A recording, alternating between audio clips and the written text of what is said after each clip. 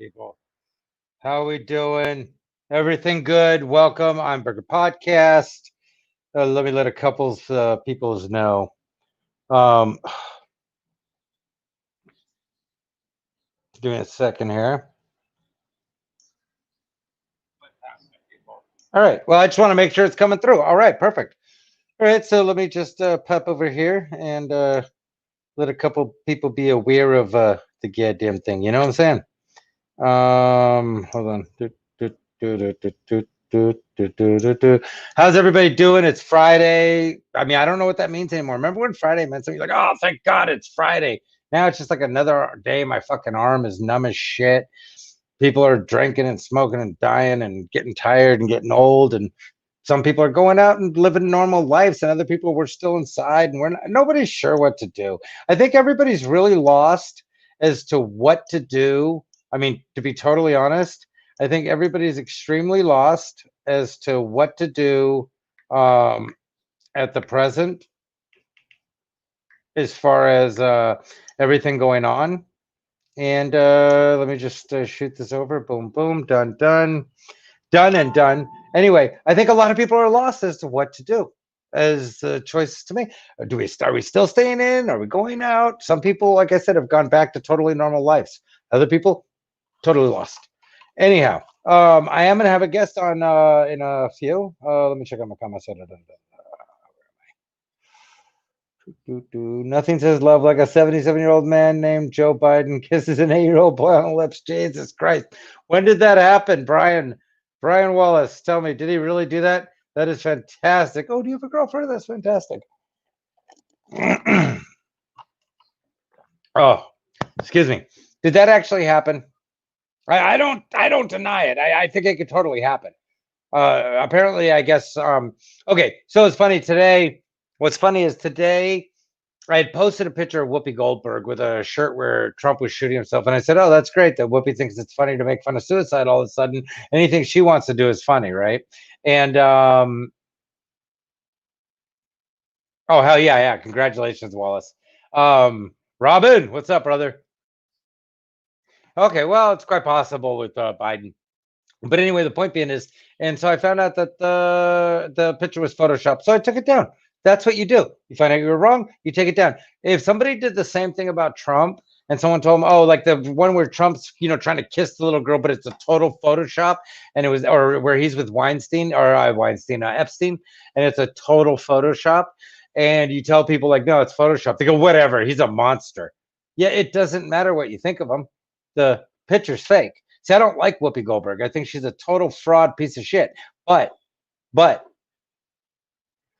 the picture was a Photoshop, and I would never carry on with it. Now, I used to love Whoopi Goldberg. And first of all, oh, don't get me wrong, I still love the Nuns movies, and Jumpin' Jack Flash and a few other movies she did. She was fantastic. When she was young, she was fantastic. But my thing is, you know what I don't like is it's like when people like Bill Gates and his wife, they never did nothing for nobody until they were mega rich and it was tax write-offs and they have so much money they can't even use it all. And so for tax write-offs, things like that, they created foundations and all these other things, right?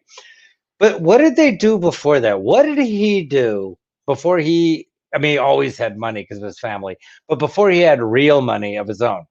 What did he give away of his own? You know what I'm saying? Oprah, same thing. She donated so much money. What did she give when she was struggling? Nothing. They clawed and cheated their fucking ways up. Now they want to all say everybody wants to seem great and everybody wants to seem kind and thoughtful and everything else.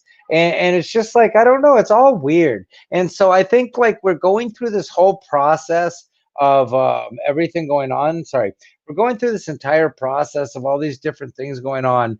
I was watching the social media experiment or whatever it was called. Okay, cool flick. Let me just tell you, cool flick. But see, here's the thing. The people who created all this are now warning us that it's gone too far. Yeah, it got out of their control and it's gone too far. The wrong people knew what it was going to do the whole time and they used them, but now they own it and they have control. Mm. God damn it, my arm is so numb. I'm sorry.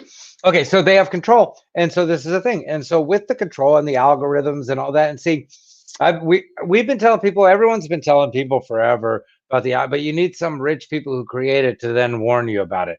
Okay, so they do this, but now follow me on this, please. Here's the deal. On the Netflix show, it tells you this when you're watching it.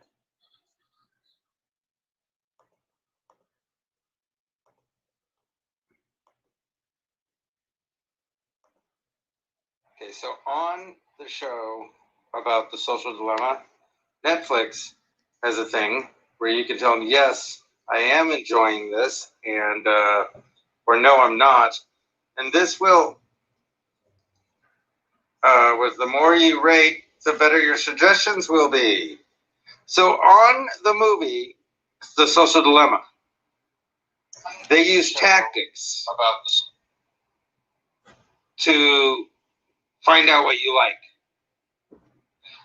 While you're watching a movie telling you, be careful of this, they are doing it in front of you. That is the problem with having the people who created it now warn you about it. A lot of us were warning everybody without being part of creating it, without making all the money from it and then warning you. We were just saying this isn't right and this stuff is crazy and they're taking over people's brains. The point being made, okay, now follow me on this. The simple point is this.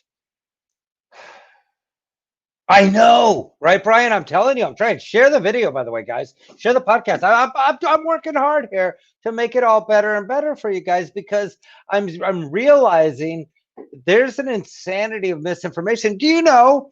And I don't even remember who it was who mentioned something. They were talking about something, and I was about to write to them to let them know how their facts were wrong. And I realized, oh my God, I'm about to do that exact thing. I'm being told the facts I want to hear. They're being told the facts they want to hear. And I was about to use the internet to show them where their facts are wrong. The point is, the internet does have some amazing things, like checking pictures to make sure they're real. Like not Wikipedia, but Wikipedia is fine. But the ability to go to the Encyclopedia Britannica, the ability to have multiple dictionaries, to learn languages, to translate, to reach people across the world, to do business and things like that. Everything that the internet offers, to have virtual business meetings and schools and everything else amazing that the internet offers. I don't believe there should be too much of a problem to get porn the hell off the internet. Like, you want porn? Buy a video. Have it at home. Get a disc. Order it private through a website, but it should not be readily available on the internet. I'm sorry. I know a lot of people are like, sorry. The whole thing is we don't protect our children anymore. We don't protect our children at all anymore. And that's a huge problem. See, one thing we really are kind of overlooking in this whole process and what's kind of being brushed over, well, things like SB 45 get passed. I think it's SB 45. Hey, it's fine to be a pedophile fucking clause gets passed. Well, nobody's looking. Well, everyone's going, I'm mad about this, and I'm mad about this, and I'm mad about this. They're like, yeah, you should be mad. Go ahead and yell. You're wrong. You're wrong. Ha ha. Everybody get mad. Ha ha. Pedophiles are a good thing now. What? And do you guys realize that this SB 45 was not just passed in California? There were laws like this that were passed exponentially throughout the country, lightening sentences on sex with minors where they're consenting. Again, I think 18 is a good year. If you're over 18, stay over 18. If you're under 18, stay under 18. Unless it's a really hot, sexy teacher man. No, I'm just kidding. Just what I'm saying is, that's the thing. Is over 18, stay over 18. That's all. Under 18, stay under 18. I mean, it's worked for a long time. Just leave it. Just leave it. There's other I don't know. We have to start protecting our kids. That's the whole point. And so what I'm saying is, the internet has gotten way out of hand. Everything's gotten way out of hand. There's so much misinformation. Like right now, what you have to understand is, like for example, Like George Floyd was truly the devil and worked with Hitler. Also, George Floyd was the Messiah and he saved a child from a burning fire. And none of these stories are true, but there they all are. Insane stories everywhere. Did he even have a solid gold casket? I'm really thinking he didn't.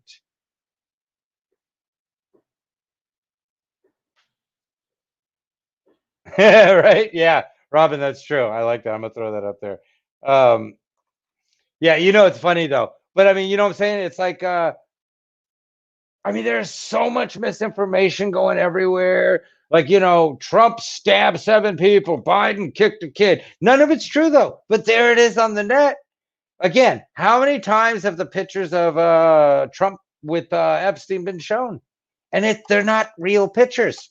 How many times has the picture of Trump basically molesting that kid and it was him with a model? Yeah, he's a womanizer. He's not a child molester. Nothing says the dude's a child molester, but he is a womanizer. And when people want to come up with things that say he sexually harassed them, I agree. He probably did, in the sense that in 1972 and 73 and 81, where there were still a lot of guys going, "Hey, honey pants, how you doing? How about bringing that coffee over there, tiny tits?" And she'd go, "Ouch, Joe, you're so silly." And yeah, it wasn't cool. And I was never one of those people, but they existed. And Trump probably wasn't. Oh, well, I mean, not oh, well, but yeah, they existed and they've grown. And a lot of them have changed, like Trump has changed. JP Hemp. No, honestly, your girlfriend's tan line is actually getting worse. Yeah, it's getting smaller because her ass is getting bigger. And I'm gonna tell you right now, I swear to God, I'm not gonna share her with you anymore if you talk to me like that ever again. If you ever talk to me like that again, JP, I will not let her have sex with you anymore. It'll just be sex with me. And first of all, my hairline is fucking not look at that, dude. That's gotta kill you. That has gotta kill you, dude. Look at that. Look at that. Oh my God, JP. Because JP, you have a name like JB, just blowing hemp. Like you just blow dudes, hemp guy. And oh no. JP, trust me, the joke's on you. You don't have a girlfriend. And yeah, the joke's on you. All right, listen, guys, I wanted to get to this part of my show. I'm excited about this, actually. I had to drop out. I had a different guest coming on, and last minute, I reached out to a former student of mine. Let me go ahead and bring him on. And can I hear you? Let me see. There we go. Hey, All right. Mr. Hey, how you doing? I'm good. How You're are you? old enough. Naeem, you're old enough. Just David works. All right. How you doing, David? How you good? I'm doing great. Guys, this is Naeem Mohammed. He's a former student of mine, and now he's gone on. He's on doing many things. I mean, just I follow you all the time, by the way. Yeah. First of all, you're hysterical. I love your posts, but and so look, I get this one guy, JB. He's a fun guy. He pops in and he says funny stuff. His girlfriend, I like to call her mine. So, but he says he doesn't have a girlfriend, which is weird because it was his house. So it turns out it was his mom. Here's the thing. Let me jump back. So the deal, name is what I really want to talk about with you. Everything's going on in the world. Me personally, I've always been a person in the middle. I've always been in the middle. I do issue by issue, even as a teacher. Everything was issue by issue. It never mattered who you were, what was going on, or what our past was. Each issue was brand new and the issue only. So when I watch everything, I'm confused. I got to tell you, I find myself to be somewhat traveled. And I grew up in Pacoima. I used to live off of New Hampshire and 112th when I was teaching over at View Park. I was living off New Hampshire and 112th. I grew up in Pacoima. So, I mean, I've grown up in those neighborhoods. I've done I've taught, I started teaching Charles Drew. I've done this. I'm completely lost in this world as to what, like, to me, it seems like a bunch of rich people are going back and forth on both sides because it doesn't affect me. You know what I'm saying? I always joke around. I always say The only thing that's ever affected is if there'll be $40 more or $40 less on my EBT for food. Right, right. Other than that, these people's decisions, I'm a teacher with kids, I'm poor. These decisions don't affect me too much in life. Hmm. But my question, and then I'm going to shut up after I ask this, and I want to hear from you. Hmm. My question is, everything from the pandemic staying in to Black Lives Matter protests this round, to the protests, to the fighting, to the shootings, to everything. How is everything in changes and acknowledgement and nothing, and going back to Nipsey Hussle, and everyone acknowledged, all this greatness, even though we all know none of these people liked him when he was hanging out by Harold's. Exactly. None of them knew him, especially Hmm. Maxine Waters or any of those people. None of them liked him. None of them knew him. Man. We know the industry shit on him, and that's why he was independent, and they're trying to rob him all the time. That aside, Right. he was a great. I mean, I remember him as only being the nicest dude, always saying hi, everything else. Exactly. Like Yeah. we used to, like even when I was at B Park, like he would always buy the kids stuff from the gas station. Like he was Hmm. real nice, real cool dude. It's And like he owned businesses there that employed people right there. right, exactly. And it's funny in the interview he had said the person who owned Master Burger used to always sweat him because he's hanging out. He said now he paying me rent. Yeah, yeah. Now he owns it. Right. And I mean, but it's that he was the real deal out of the back of his car doing real selling albums that way, and then went international, and he was like real underground. He was. He like I say debatably he's one of the best underground rappers there is. I would agree with that. Yeah. And so the point being is, so what I say is, how has all of this affected you? Because you've grown up most of your life there, right? Well, it was partly. I'm from Yeah. Inglewood, but So I'm from Park, yeah. so meaning just LA in general, though. Right. How have you noticed what's changed, and has anything changed, gotten safer, better, cleaner, nicer? Are people working to change things? Well, I'm gonna answer the coronavirus pandemic first. Well, I myself, I mean, of course, I was affected. We were all affected. I mean, yes, of course. At first, I was like, "Oh my gosh!" Like, there's no toilet paper, there's no water. Like, how are we gonna live? Like, people really think this is zombie apocalypse. So I'm like, "What the heck? I'm gonna do?" But as it calmed down a little bit, I looked at it a positive way. Like now, I get to focus on myself because there's no reason, there's no obligation to go outside and do anything else. You know what I'm saying? So it gave me more time to focus on myself. I feel like it's all about perspective with this pandemic. Like most people, some people will come out better, some people will come out worse. That's for me for this pandemic. But as far as like all right, I think you're not in agreement. Oh yeah, yeah. I've been great. This has been good for me. Right. So yeah, I've been really focused on myself. I've been better in my craft, and like it gave me a lot more time to think. So for me, the pandemic has been more. It's done more good than bad for me. I would think I would. It's funny enough. I would have to agree that the pandemic, if you're working class, Mm-hmm. poor middle class, working class, poor, working poor, any of those, the pandemic, if you've done it right, has been wonderful. Exactly. Yeah, that's the greatest thing that's helped this country in a weird way. The lowest incomes and the lower incomes, like myself and things like that, we've all benefited. And people I know who are at my income level and stuff, like my first ex-wife, she's got nothing from any of this because she makes over $100,000 a year. Right. I, on the other hand, am not so much of an achiever. So this has been a wonderful moment for me. And then for younger people like yourself who are coming up, like I say, I'm kind of lazy. I don't want to say I'm lazy. You know what I'm saying?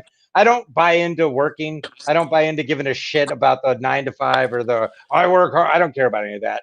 I want to live my life and enjoy. But so for me, it's worked. For a lot of younger people like yourself coming up, that there hasn't been much to offer. Now all of a sudden there was like pandemic money and shit and all this stuff, and it was like, Right. oh hell yeah. And Stimulates. so it gave everyone a jump. But now go on. Okay, so go ahead. All right, but in terms of Black Lives Matter, to me, like if you like, I know you follow me, so you know, you know for sure. This to me is nothing new. Like I've been talking about this, and the only difference now, I feel like for me, it's a trend. Like people are doing now for Instagram, like as far as these protests stuff like that.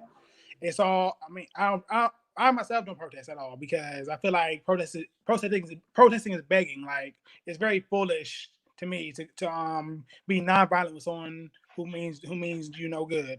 I'm not about to negotiate with I like that. terrorists. Yeah. No, I like that. I get that. Yeah, so for me, I never tend to protest. If you protest, I'm not knocking for it. But to me, I just don't want. I just don't feel like begging and risk my life to beg at that because people get killed during protests. Well, and that was going to be my other question is because if you notice in the South Central protest or the Compton protest of the police department, Mm-hmm. there were 30 people arrested. One person was from the LA area. Mm-hmm.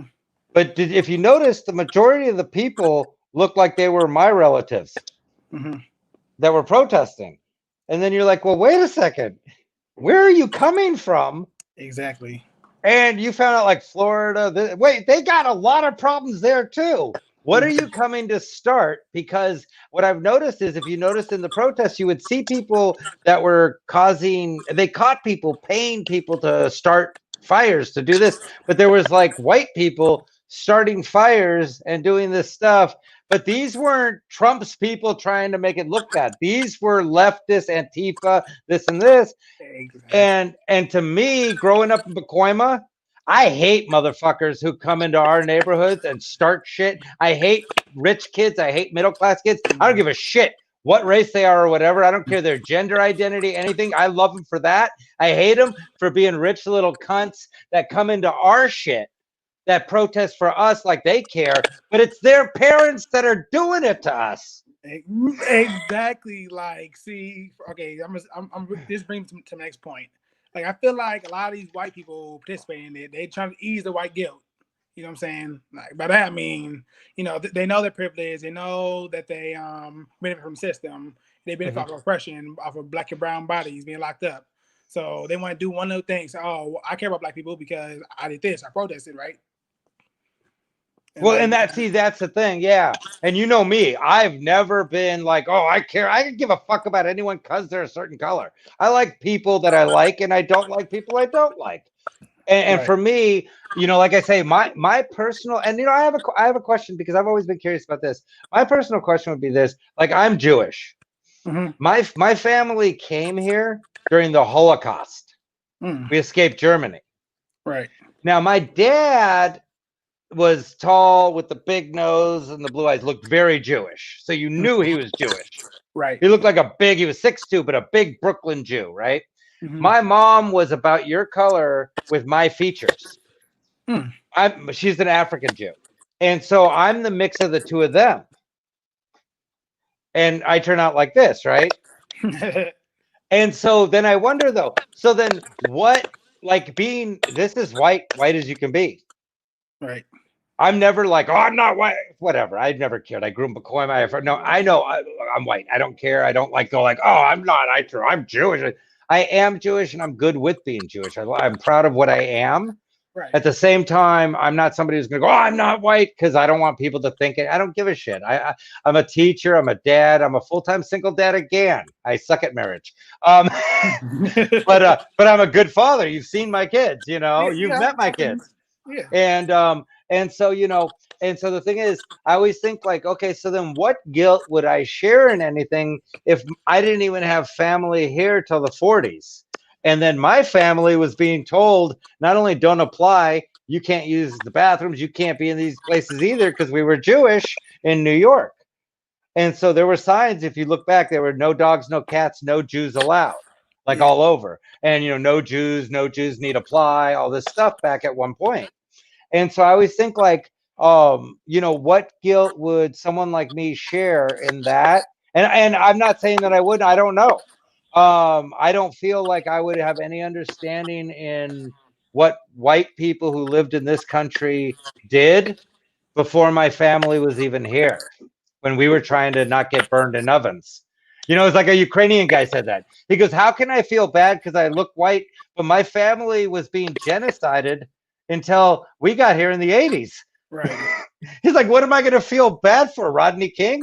Because I mean, I didn't do anything. My family wasn't here. He goes, the only thing my family was here for was the Rodney King beating. Right. Like, and they weren't part of it. He goes, you know, he goes, my parent wasn't one of the cops. We just lived in this country at that time. He goes, prior to that, we were in a country where there weren't any black people really. Right. We couldn't have done it. We were being genocided, you know, the Ukrainian guy. And so I was thinking about that especially in California.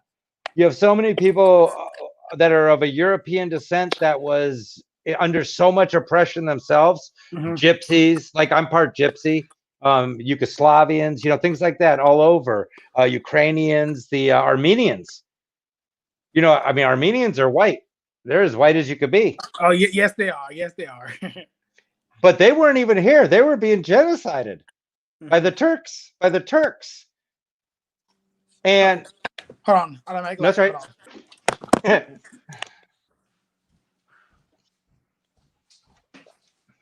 But I'm listening. Okay, so that's right. So they were being genocided by the Turkish. So the Turks were killing them, if I'm saying that right, yeah. And so they weren't here. Mhm. But we're all white looking. Do you know what I'm saying? Mhm. At the same time, you know, it's like at the same time, you know, where do we, you know, because I'm always trying to talk to my daughter because you know my youngest daughter's mixed Jewish and black. You've met her too when she used to have the dreads. Yeah. Yeah. And so I'm always trying to talk to her about it, you know, as intelligently as possible on open conversation always. But, you know, and because I'm mom and dad and she's biracial, I'm trying to make sure that I give equal understanding to both of her races to understanding exactly what she is, because she'll make comments sometimes like, oh, what are they doing with the black? I go, baby, you're half black. There's no they. Right. I go, there's no they. There's you. It's like if you see a Jewish person, Right. it's not them, it's you. You know, and so you know, I'm aware of that because of how I grew up and because of how my dad was and things like that. Not everyone is by any means. Mm-hmm. You know, and so how would you look at a situation like that where in this, especially in California, you have so many people who are white, but they weren't even in this country, nor part of any involvement with the harm or hurting of any black people until like the 80s or 90s. All right. Well, for you, person, I'm gonna say you first. You for you, it's a lot different. Like you don't care. Like you had no filter since the day I met you. You had no filter. You didn't care, and you never felt any guilt. So for you, and the fact, and like all the stuff and advice you gave us, like us black kids, like you're fine. But like you also got to understand. Thank this. Yeah. So no, that actually means a lot. Thank you. Yeah. No. Like I know you're pure of art, so it's all good. But you also got to understand this too. Not everybody back then was considered white. Like just because you're in Europe didn't mean you're white. Like I think it was only British, whatever it was, but I know Italian. Welsh, yeah, the Welsh, yeah. Yeah, Italians, Irish, and Jews. They weren't considered white, so of course they didn't have any power, any chance to oppress black people. So I say with them it's a little different. So I don't think that much white guilt because they were not in the position and the power to oppress black people. So. But I mean, I'm a big fan of fucking taking back all the shit that like all these plantations. Like I'm a huge fan for fuck you. Your family made money off of blood. You lose everything. Exactly. Yeah. I think that. Yeah, you don't get to say sorry. Fuck RJ Reynolds. Fuck all these companies that are coming out now supporting Black Lives Matter. Nike, you were racist. All these, screw you. You have to go out of business and let's get a black business in there. You know, they can talk if they want. I don't mind. Anyone's welcome. But like the thing about Nike is they invest in private prisons. Yeah, that's what people don't understand though. They don't understand, you know, they don't understand that all this stuff that went on with the private prisons and all the companies that are involved. But that's what I'm saying is these people should not be able to go, oh, yeah, this is horrible, and then put up a Black Lives Matter sign and keep doing business. That's just wolves in sheep's clothing. They should go out of business. I think they need to go away. It's like these businesses where they get caught being racist and they go, oh, we're going to fix it. There's no fixing being what you were. Right. Like getting caught and trying to be better isn't cool. Being better is cool. Always being better. You could have always been better. There were companies from day one when it was nobody was okay with it, when people were threatening them, were open to everyone. Ignored all the rules, ignored all the bullshit, ignored the fake laws and everything, and treated everyone equal. Those companies should still be around. Those companies are good. Exactly. But there's too many that need to go. But yeah, like I was about to say that, like now everybody like see, I think it's all about capitalism as well, like because you know the climate, black people are getting mad, and like I said before, it's a trend. Like the term the revolutionary will not be televised. That's because when it is televised, it becomes trivialized and loses power because people start jumping on the bandwagon. It becomes a trend, it becomes a hashtag, and people just go outside with signs. Just take pictures, just to get likes, and just to, like I said, also to tease the white guilt. Yeah, that's what I say. I always think it's funny because that's what I'm saying is like I've grown up my whole life just wishing I ever had the type of privilege where I could feel guilty because fuck, you know, I mean, it would have been nice once, you know. I mean, I don't know. I've been like I said, my best time has really been this pandemic. You know, it's scored for me, but you know what I'm saying, like it's like for me, I've always been outspoken about things, you know. I mean, like even doing comedy, racism is so deep in comedy and entertainment. People don't understand how deep it runs, but the problem is there's a rainbow of people at the top of all colors and all genders and everything. The thing is, the racist attitude is completely still allowed to exist there though, and they filter it, they feed into it. It was like if you remember the Harvey Weinstein guy. Well, the two people that were bringing him women were Meryl Streep and Oprah Winfrey. They were called the honeypots. They brought the women to him. They made the women comfortable to hang out with them. I didn't know that. Oh yeah. It's an open story. I mean, I did it way before he even got busted. We were talking about it. The honeypots, they were all called, and it was this horrible thing because he's a horrible, horrible man. But they're all horrible too, and that's why they're doing all that. I mean, that's what nobody gets is everybody up there. I mean, how warped does your mind have to be to think that you deserve any human deserves to make millions and millions of dollars more than all other humans is insanity. And that's why I say it's like people talk about this and that, but nobody's talking about the income disparity. You know, I mean, it's like I like LeBron James. Well, I should say I like LeBron James because he really was giving back. He was doing a lot of good.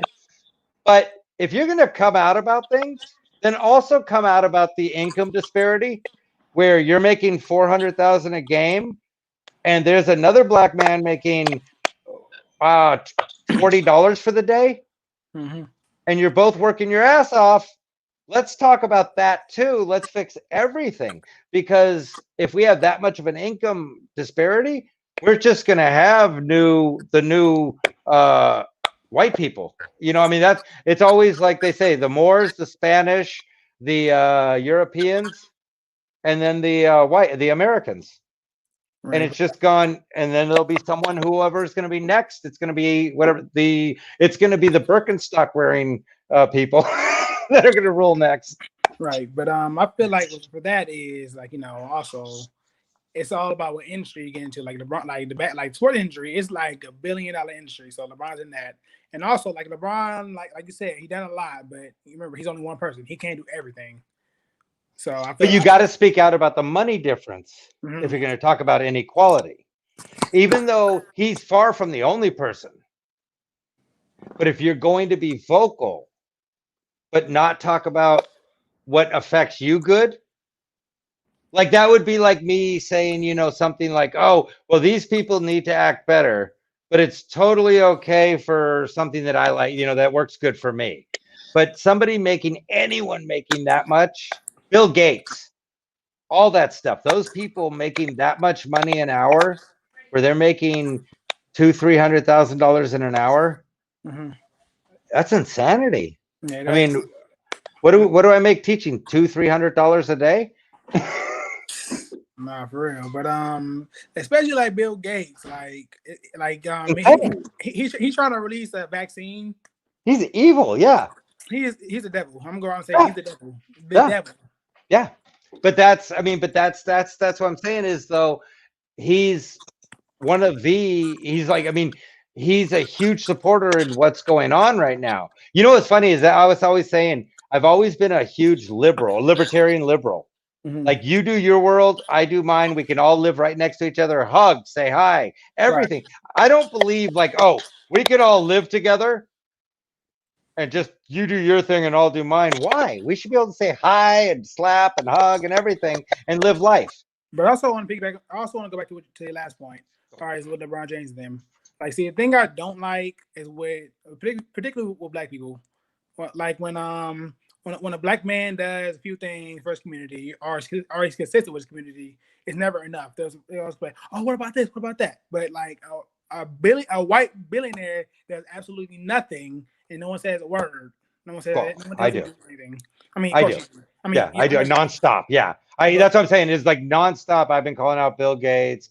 I've been calling out, like, I called out Charlie Sheen for being HIV positive and not telling people 6 months wow. before he ever came out with it. But different things like that. I've called out the industry forever. And even at the Comedy Store, there was a booker there named Tommy when I was doing shows there.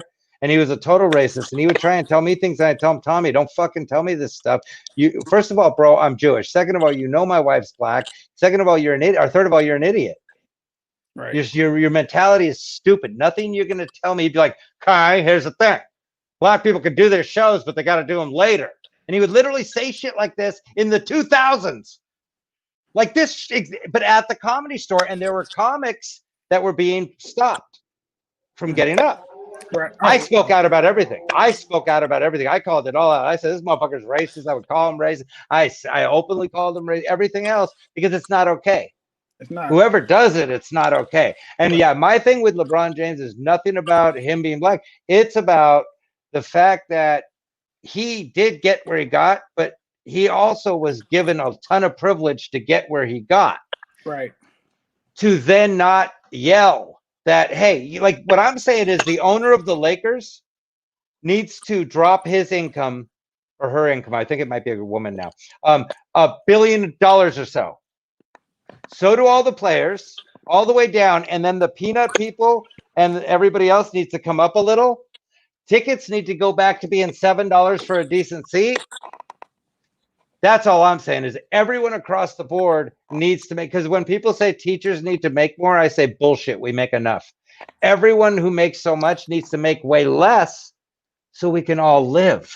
So you can grow up and buy a house. I would say the people who are doing more good to the community should make more, because teacher, like my teacher, like I don't know about we're different, like, I'm black, you're white, but like that's the only difference. Yeah, right. But I barely got taught my history, or if I did, it was a lie. Like growing up, they taught us that Malcolm X and MLK were terrorists, which is not the case at all.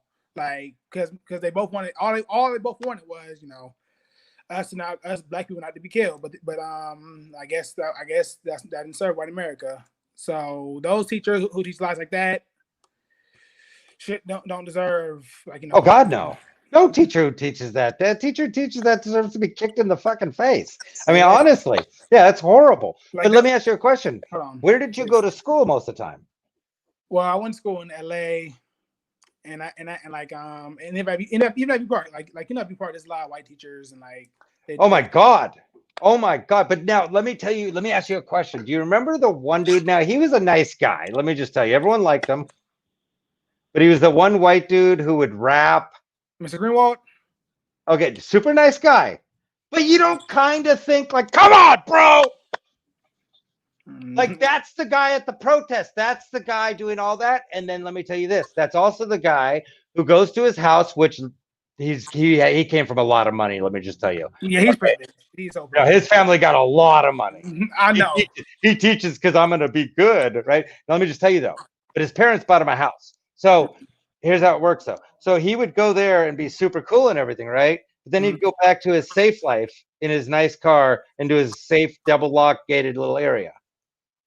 That's what I'm saying. Is I took the bus home down the street. I'm what I am. I grew up with, my dad was killed when I was young. My mom was an alcoholic whore. I'm as trashy as I am. I was an 8th grade dropout who ended up going back to school because of my first ex-wife and becoming a teacher. She taught me I could do better. Right. But otherwise, shit, I'd probably be in jail or dead. I was 2 strikes.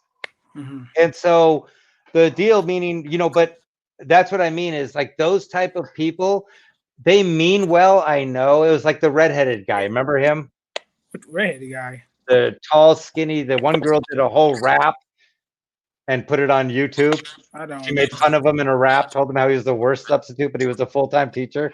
I don't remember, but yeah, this problem the Meanwhile one, the Meanwhile whites, like they take it upon themselves to make their own solution instead of coming to black people and asking them, hey, what do y'all need? How can we help you? How can we do right by y'all? You know what I'm saying? Like, or just be a good human. Right. Like instead of and that's the thing is like people always said the captain save everybody. You don't have to be. Like the joke in the hood was always Captain Save a Ho when you're trying to save the bad girl. Exactly. But in life, people always they want to be. Well, quick story. Me and my daughter were at the Fairfield Mall of Santa Monica in Beverly Hills. She had to piss, so we were going to. Where the hell were we going? I forget where we were going, but we were right by the mall, so we pulled in to use the bathroom. Went in to use the bathroom. We're coming out. Long story short, there was this black woman and this older guy, mixed dude. And they were going at it, and he was yelling at her. Well, security is telling them they both got to leave and this and that. And I'm watching this, and I'm realizing they're not together. He's harassing her. Wow. But the security is just telling them they both have to leave. And now watch this. When this shit starts going down, everybody takes off. Now, first thing I see is a 5-foot-tall black woman weighing about 90 pounds. Wow. Being yelled at back and forth by a guy who's about 6'3". So I told my daughter, stand behind me. We're staying here. And so I'm watching what's going on. And security's, I go, hey, whoa. How are you kicking them both out? I go, he's threatening her. Like what? Like what's that little girl gonna do? She's tiny.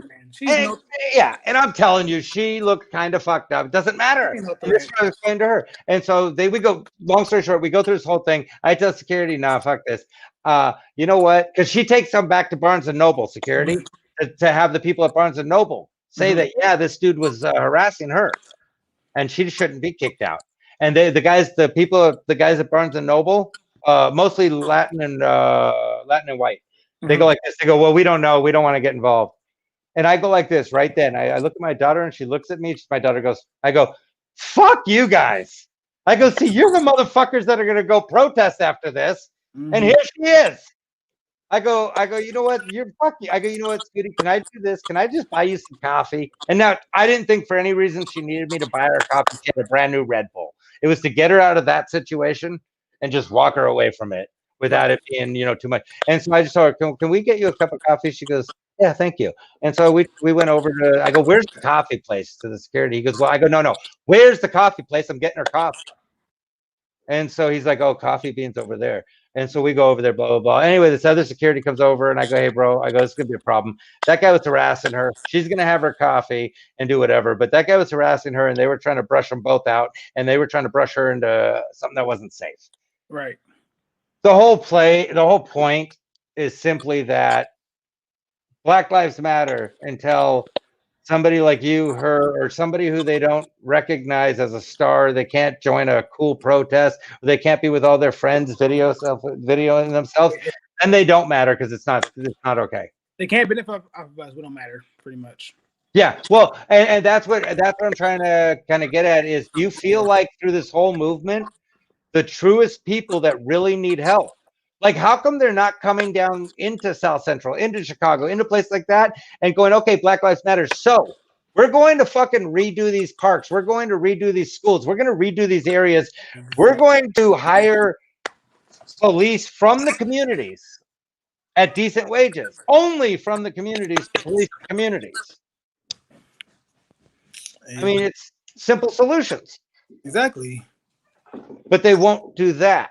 The thing is, like, they try to make it seem like they can. Like, you definitely can. All this money you try to make for this doggone subway, that money could have went to there. How long? The pandemic is proven that we're lied to about money. They've given away trillions of dollars. They've given away to people. So this money we had the whole time. Right. All the pandemic money, we've obviously had this money the whole time to just give away. Why didn't we get it before? That's what I'm saying.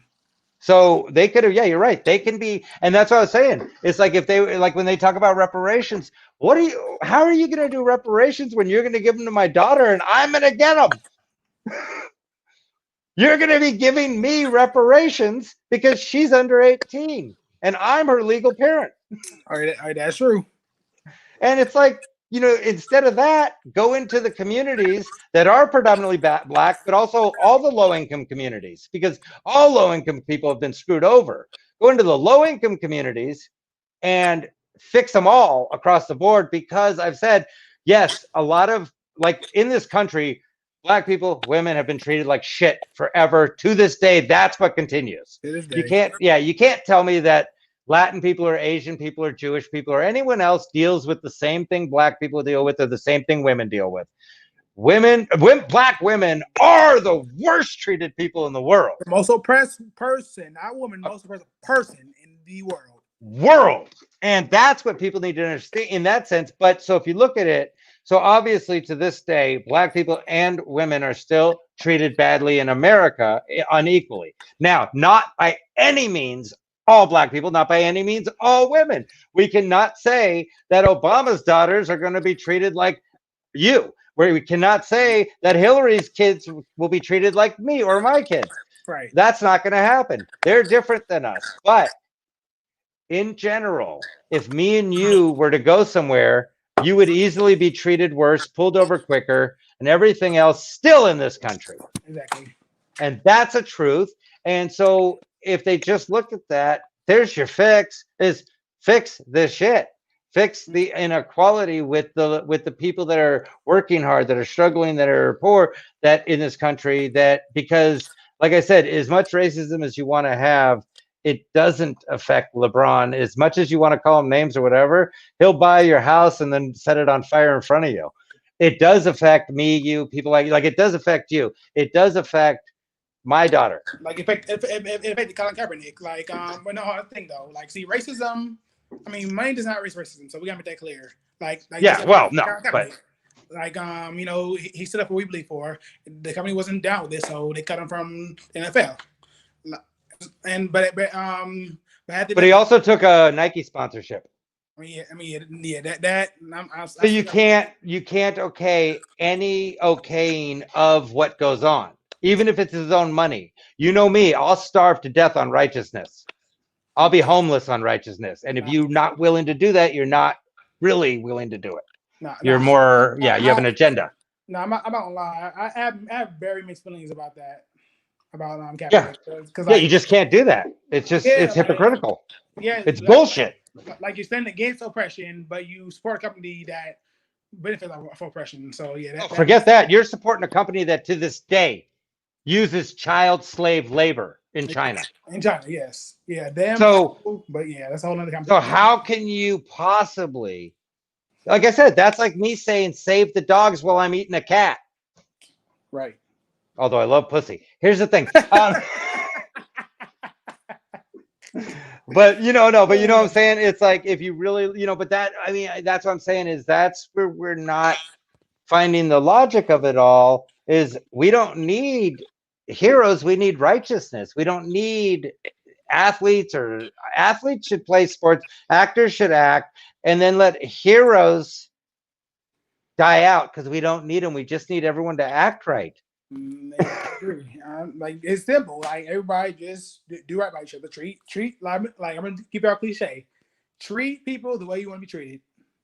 It's not hard. I mean, that's the Right. whole thing. And that's the thing is, whatever that anyone wants to figure out, I think like I've always been in the mindset. I was never raised. I always say it's like I don't accept people. I don't allow for people. I don't do any of that because I'm not God. I'm not the choice. I'm not. It's not my decision. I don't care. I'm gonna live. Everyone should live.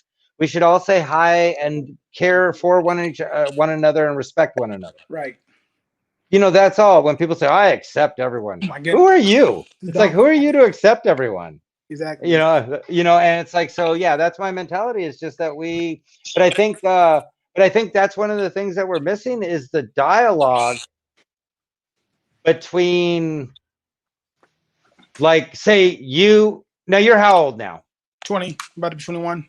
Okay, so like basically we're missing the dialogues between people like you and my son or my daughter who's 20 right now, who literally came back from her college when she did, yelling at me about how I need to be more understanding and liberal. I'm like, baby, do you have any idea of my life? And I literally told her, okay, I'm going to let you do it once, but stop.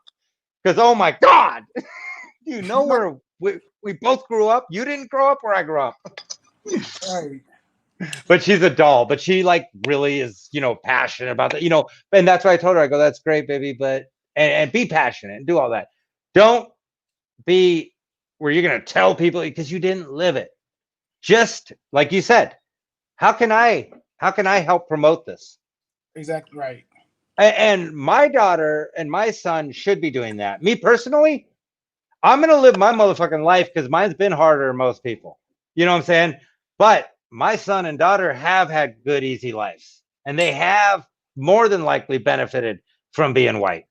Right. I grew up in Pacoima. It's Black and Latin. I promise you. It wasn't a super benefit being white. This was in the 80s and 90s. This is during the gang wars. Right. And so I was living in the worst part of it. And I would walk home and people would yell shit at me, adults, all the time from windows. Just like, fuck you, white boy. No reason. This was, like I said, it was a weird time, Pacoima, this and that. But I had so many friends, I never thought shit. I just thought those people were idiots. I didn't think their race, color, anything had anything to do with the way they acted. I just thought they particularly were idiots. My friends were all the same colors as all them and weren't idiots. They were my friends. Exactly. I used to have a couple of friends that were from San Fernando Valley white pride areas up there. And they'd be like, hey, Jew, like this and that. But we were best of friends. I'd be like, hey, Peckerwood. And we'd joke around like that, But all of my friends, we'd all joke this and that back then. You grow up to realize now, like people who are joking nowadays in the way we joked, it's not needed. It wasn't needed then. Yeah. But it was a bridging from a worse time to where we were getting to. Like the jokes about like where your black friend could give you your black friend would go, here, I'll give you the race card. And I never liked that. I never thought it was funny. I was never a part of it. I understood where it was like coming from a different point, but not in the 2000s and not in the 90s. Mm-hmm. I know why it went on in the 80s because we were coming out of the 70s and we were all getting to know each other. Like I remember when they were protesting busing and my dad walked us through the picket line, and things like that because, we're Jewish. So, we didn't buy into, we're not a part of that shit. And it was about us too. Not about us at that time, but meaning the whole idea of it. And so the idea is that there's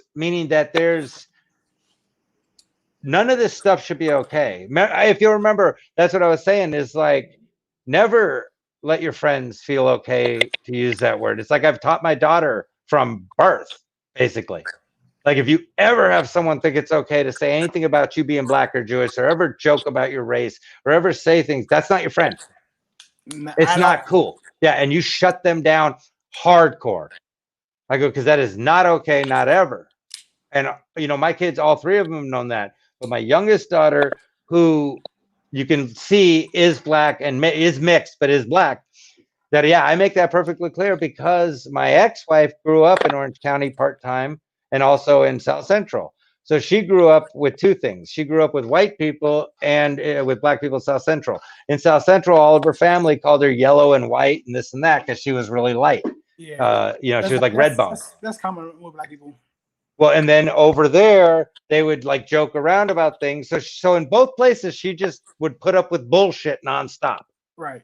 The same ignorant bullshit, both sides. It's equally as stupid that Yeah. she would just have to put up with her, and she put up with it. I was not raised like her mom raised her to just ignore it.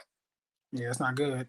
I don't raise my kids that way. And I taught her also because you met her. She was a lot younger than me. That was my second wife. You met my wife, right? Tall with the dreadlocks. Yeah. You used to have the walking stick. Yeah. I mean, Yeah. that's the day you brought her and the kids in. Yeah. And so yeah. So she had to go through all that, and I taught her, no, that's not okay, and it's not funny jokes, and these aren't your friends. They're not, and None of that stuff's cool. It's crazy too because I was in college. I was doing a project with my classmate, and he's a white boy, and I asked him, and basically we talked about the N word, and he said, "Oh, I don't say it. I only say it when I'm saying song." I said, "That's still using it." And his friend tried to jump in and say, "Oh, it's not bad unless you say it to someone." I'm like, "That's not true. Like you can't just say the N word." He said, "Oh, I black people my fraternity." I'm like, "But I'm black, so you can't tell a black person nothing off of what you heard from another black person." So then basically he wanted to be asked, "Oh, what am Mexican saying?" I'm like, "I don't prove him saying either." So then like he tried to say, "Oh, what about Asian? What about Mexican?" I'm like, "I don't approve that. I mean, yes, they say it, but doesn't mean it's okay." So then he tried to say, "Oh, well, freedom of speech." I said, "Listen, man. Yeah, there's no. Come on." Yeah, I don't understand what people's argument. First of all, I've always told people, I have a bigger question. Why do you want to use it? That's what I'm saying.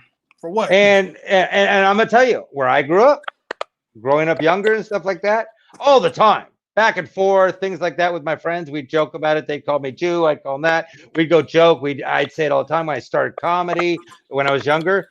I said it there.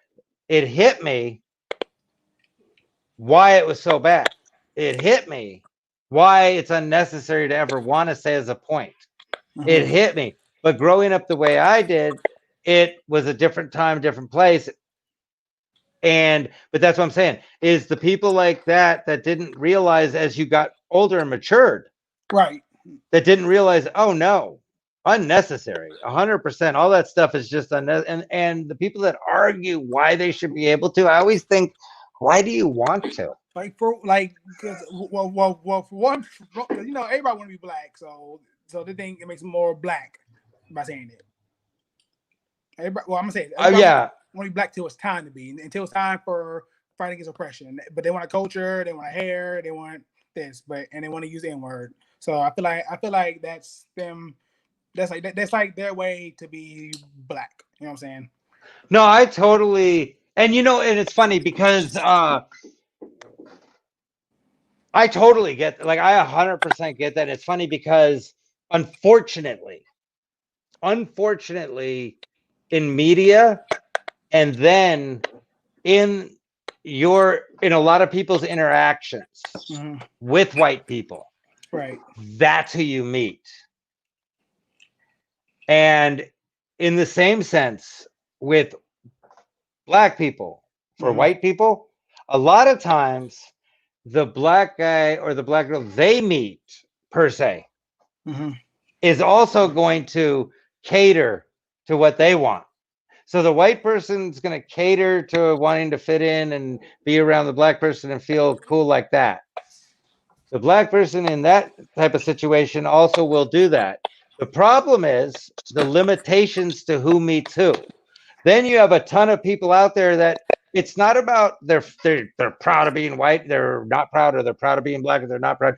They're just glad to be a human, rock on, be super cool with whoever, in that life. They don't think of none of it, in a sense. Like my own kids, in that sense, were raised to not ever think any of that stuff. Like my son's never had those questions, like how come everyone else could say it, or how come they could say it and we can't? He's never had those questions because it was all answered for him real quickly, all of them when they were young. Not white and black people, no, white, black, Asian, Latin, Arabic, Middle Eastern, Islamic, on and on. And that's what we forget in this country, or at this moment in media. We have a lot of problems, but a big one is also, again, women, or the passing of laws that allow sex offenders to get off lightly with underage kids. Like, did you hear about the law that just passed, the SB 45? No, what's that about? Oh, it lessens the sentence heavily. What? Okay, so if you want, this is what I'm saying is, unfortunately, there are some clouds of smoke being put up for a reason. Now, a law just passed. If you look it up, it's not like hearsay. This is Gavin Newsom signed it. It's all on TV. The way they said it on TV was real quick, low key. You won't see it on a lot of main media. All you have to do is look it up on the internet. It's in California, like in the California website. The law, SB 45, lessens the sentences for sex offenders, and they don't have to register. And if the child is 11 years or older and consensual, then the sentences are much less. They're not considered pedophilia. Even so basically the new age is 11. You're telling me? Well, they're saying that if it's consensual, the sentence will be much lesser, and they don't have to register for life. But I wonder, why are we trying to lighten any laws to do with pedophilia? I'm gonna tell you why. Because a lot of these like high politicians and the government, they pedophile themselves. So yeah. So they don't want to get so they get caught.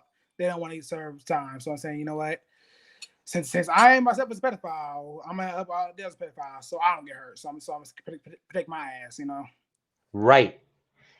And that's the thing that the world needs to stop and look at, is why did the Tom Hanks and them give up their American citizenship to become Greek citizens, the one country that doesn't extradite pedophiles? I don't care what anyone else says. We all know they did give up their citizenship.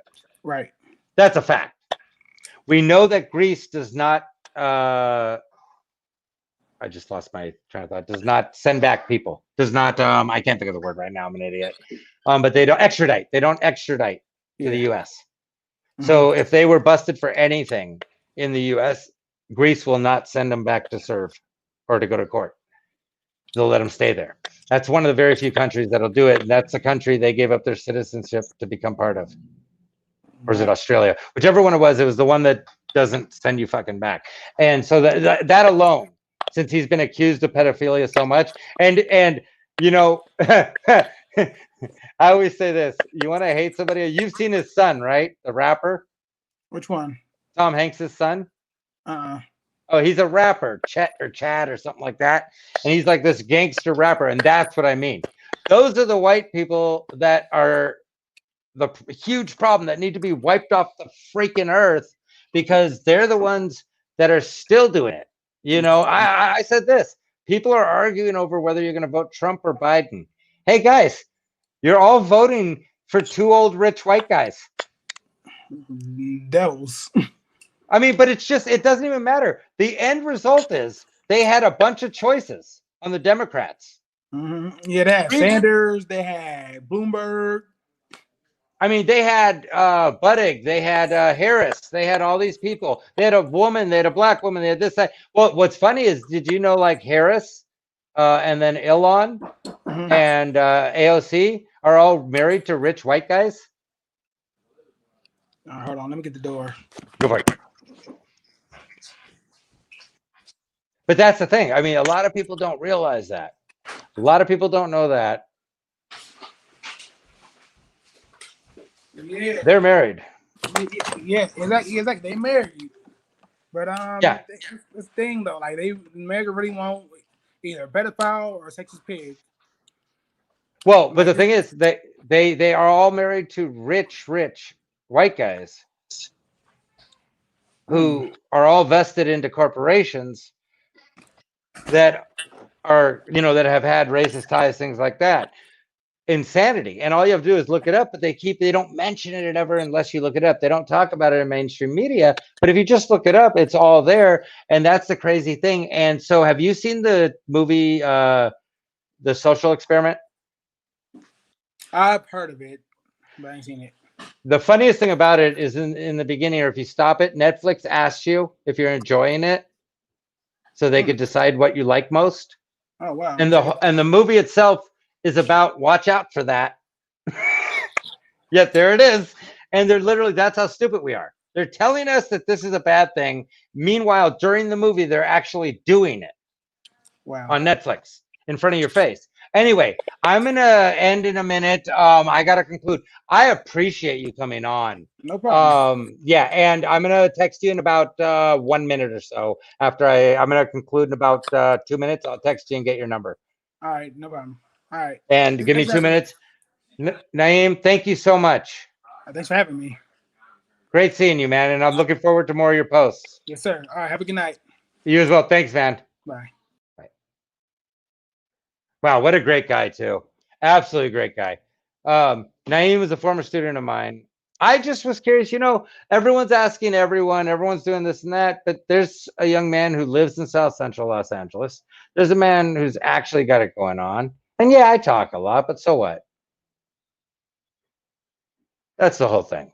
Anyway, Forrest Clark, you're in the middle of blowing Joe Rogan right now. Anyway, guys, for those of you who watched, fantastic. For those of you who didn't, I hope you get ass cancer.